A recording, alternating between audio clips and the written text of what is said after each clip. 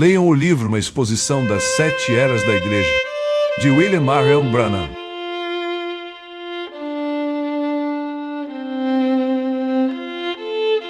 O livro da Revelação de Jesus Cristo, por William Marion Branham. Apocalipse, capítulo 1, versículos 1 ao 3.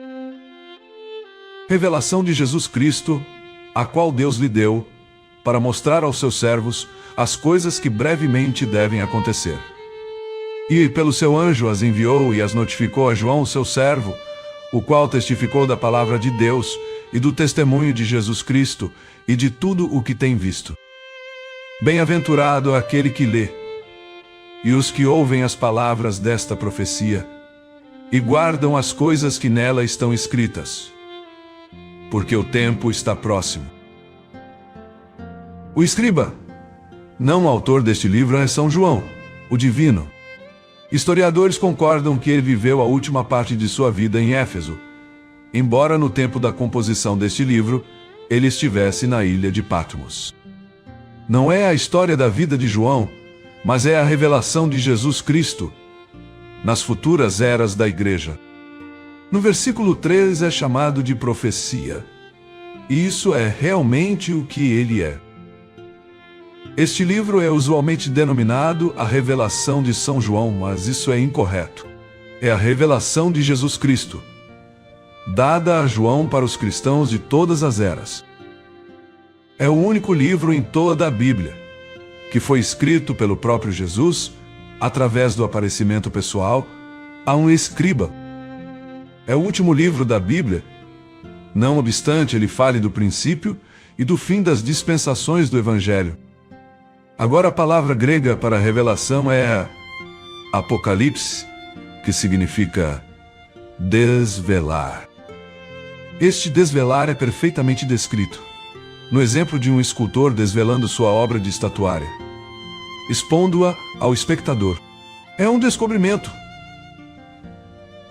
revelando o que estava previamente escondido.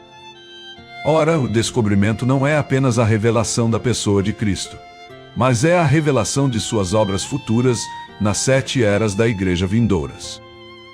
A importância da revelação pelo Espírito a um verdadeiro crente jamais pode ser superenfatizada.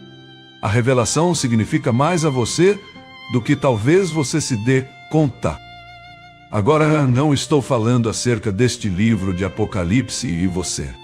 Eu estou falando acerca de toda a revelação. Ela é tremendamente importante para a Igreja.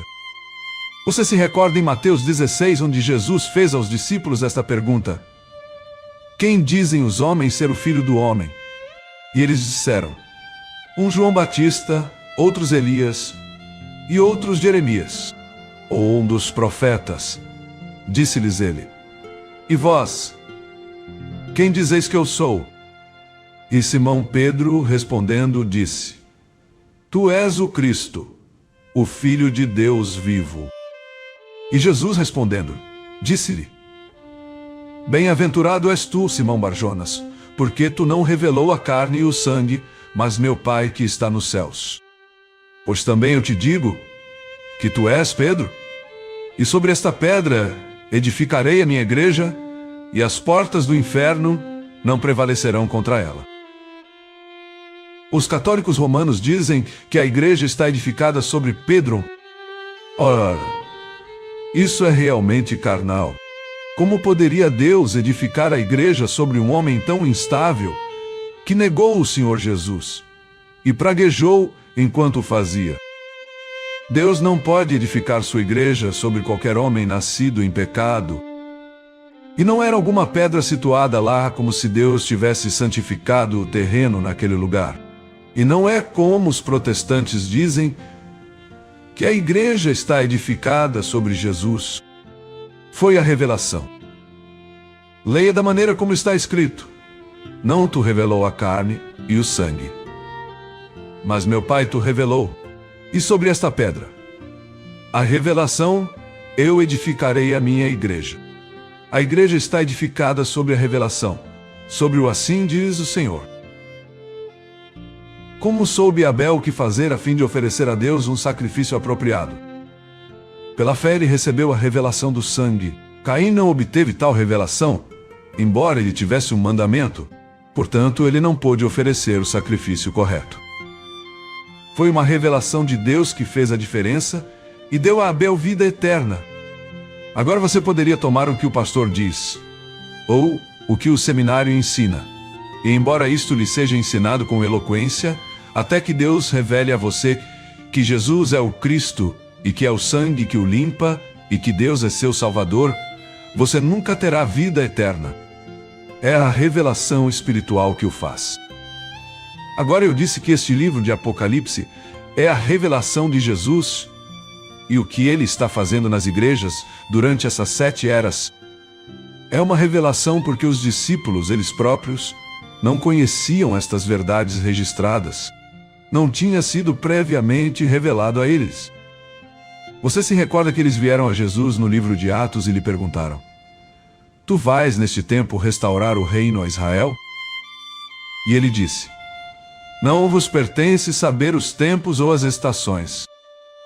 Aqueles homens ainda estavam pensando em Jesus como tendo um reino terrestre, porém era um reino espiritual que ele ia edificar. Ele mesmo não podia dizer-lhes acerca de seu lugar nele, pois o Pai não o tinha revelado a ele. Mas agora, após sua morte e ressurreição, e neste tempo particular em seu ministério medianeiro, ele é capaz de expor aqui, nesta revelação de si mesmo a João, o que sua glória e presença na igreja significariam e fariam. Nesta revelação ele nos diz qual é o fim do diabo. Ele nos diz como vai tratar com o diabo e lançá-lo no lago de fogo. Ele revela o fim dos maus que seguem a Satanás, e Satanás odeia isso. Você já notou como Satanás odeia 2 livros da Bíblia, mais do que todos os outros? Através de teólogos liberais e pseudocientistas, ele está sempre atacando o livro de Gênesis e o livro de Apocalipse. Nestes 2 livros nós encontramos a origem de Satanás, seus caminhos horríveis e sua destruição. É por isso que ele os ataca. Ele odeia ser exposto e nesses livros ele é exposto exatamente como ele é. Jesus disse acerca de Satanás: Ele não tem parte em mim e eu não tenho parte nele. O diabo gostaria de provar diferente isso, mas ele não pode. Portanto, ele faz tudo o que pode para destruir a confiança na palavra. Mas quando a igreja descrê de Satanás e crê na revelação do Espírito da palavra, as portas do inferno não podem prevalecer contra ela. Deixe-me apenas incluir aqui uma informação proveniente do meu próprio ministério, se você não se importar. Todos vocês sabem que este dom em minha vida é sobrenatural. É um dom através do qual o Espírito Santo é capaz de discernir doenças e os pensamentos dos corações dos homens, e outras coisas ocultas que somente Deus poderia saber, e então revelar a mim. Eu queria que você pudesse estar comigo e ver a face das pessoas quando Satanás sabe que vai ser exposto. Agora não é acerca das pessoas que eu estou falando. É que Satanás tomou o controle de suas vidas através do pecado, da indiferença e da doença, mas você deveria ver suas faces. Satanás sabe que vai ser exposto. E as mudanças mais peculiares vêm sobre o semblante das pessoas.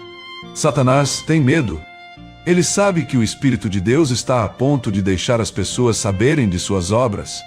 É por isso que ele odeia tanto estas reuniões.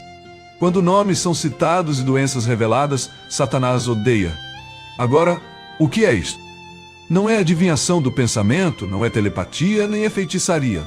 É uma revelação pelo Espírito Santo.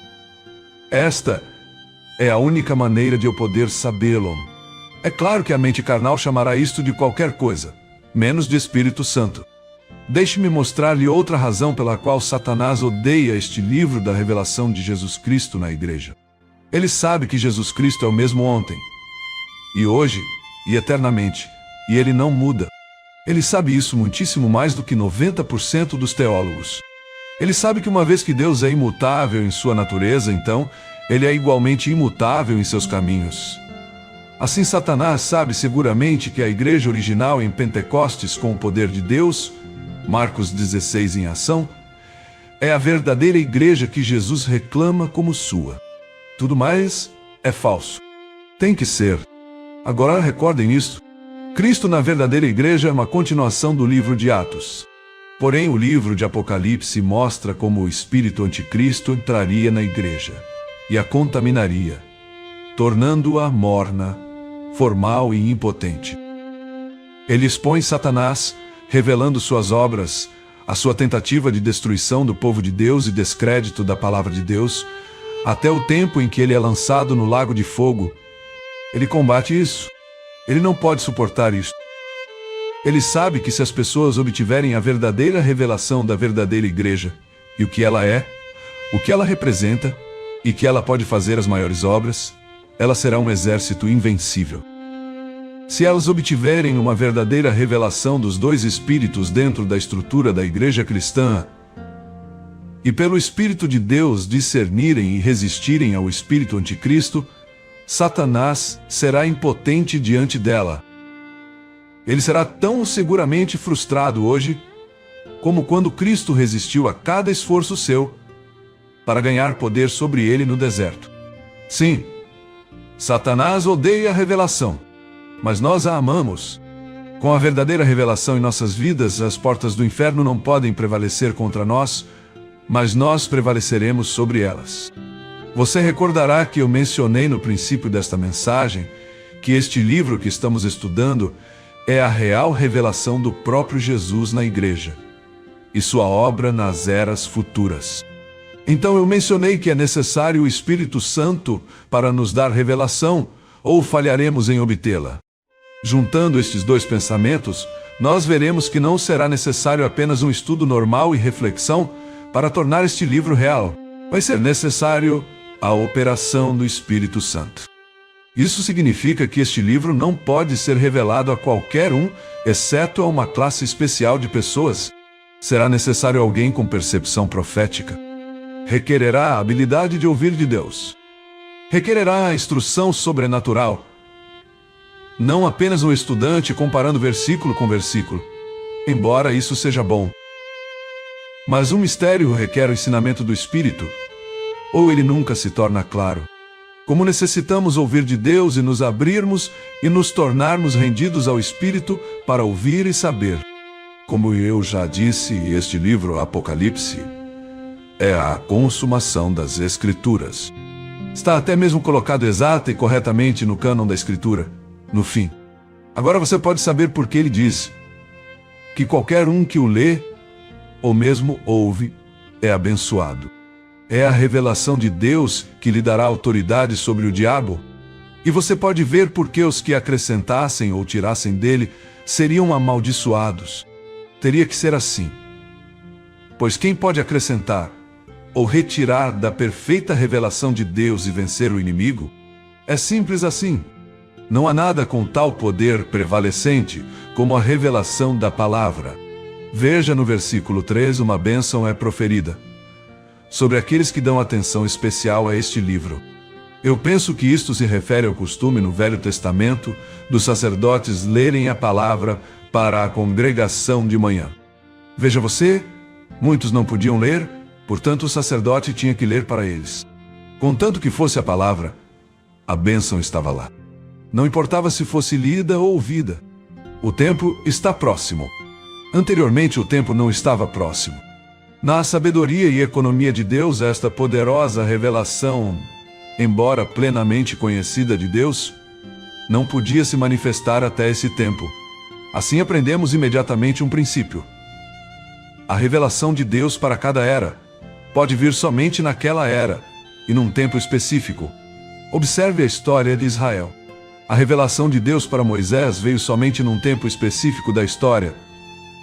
E ainda mais especificamente veio quando o povo clamou a Deus.